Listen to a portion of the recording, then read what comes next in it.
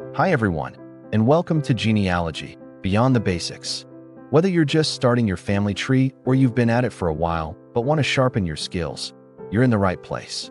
This presentation was originally created for my local family history group, and I'm so excited to share it with a wider audience today. Let's kick things off with 10 simple steps to begin your family tree. Start with yourself. Write down your full name, birth details, and key life events. Talk to relatives. Gather stories, documents, and memories. Work backwards. Always move from the known to the unknown. Use pedigree and family group sheets. These help you visualize relationships and track information. Record your sources. Even if it's Aunt Mary said so, write it down. Stay organized. Choose a system, paper, software, or online, and stick to it. Explore online databases.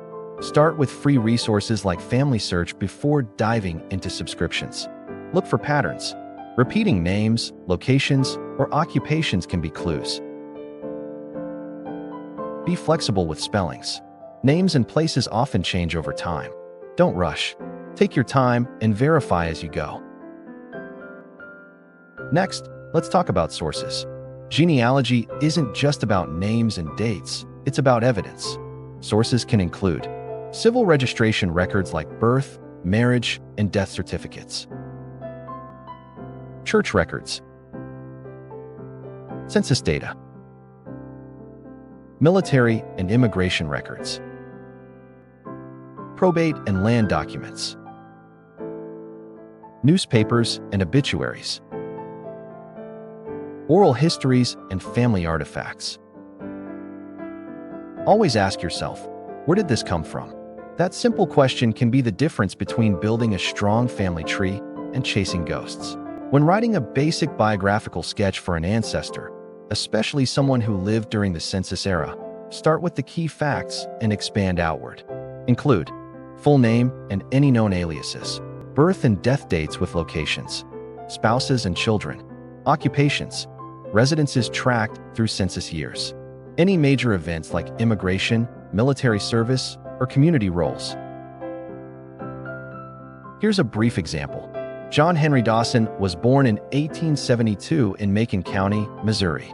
He married Ella Mae Stevens in 1894. By 1900, they were living in Adair County, where John worked as a blacksmith. Census records show the family remained there through 1930. He died in 1942 and was buried in the Kirksville City Cemetery. Simple, clear, and based on sourced records. Details matter. A middle initial, a neighbor's name on a census, or a witness on a marriage record might be the clue that breaks open a brick wall. Always take time to examine every piece of a record, even the margins. Ask yourself, is this an original document? Or is it a copy? Or worse, a copy of a copy? Original records are created at the time of the event, like a birth certificate. Copies, like family transcriptions or indexes, can introduce errors. That doesn't make them useless, but it does mean you need to be cautious. Let's break it down. First, an information comes directly from someone who witnessed the event. Second, an information comes from someone who heard about it later. Unknown, you can't determine the source. Understanding this helps you weigh the reliability of what you're seeing. Context is everything. If you find a census record where an ancestor is listed as inmate, does that mean jail? Or was it an almshouse or asylum? A woman listed as widowed may still have a living husband she left. Terms change over time, and assumptions can be dangerous. Genealogy isn't just collecting names, it's proving relationships and events. To do that, you need to gather multiple pieces of evidence. Look for consistency and conflicts. Try to resolve discrepancies. Be honest about what's known and what's still uncertain. There are two main types of evidence. Direct evidence answers a question clearly, like a birth date on a certificate. Indirect evidence requires piecing together clues, like using census ages and marriage dates to estimate a birth year. Both are valuable, but they need to be used differently in your analysis. Yes, I know, citations aren't glamorous, but they're absolutely necessary. Every fact in your tree should have a citation that answers, "Where did I find this?" Whether you're writing full citations or using source templates in your software, consistency is key. Citations let others retrace your steps and help you remember what you did 6 months ago. Finally, be honest about your research.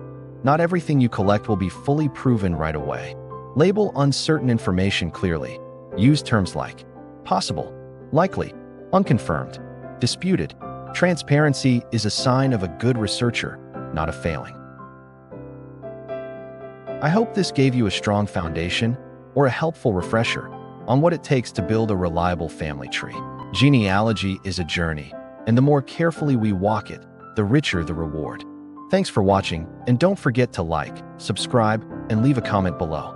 What's the best piece of advice you've ever received about doing family history research? I'd love to hear it.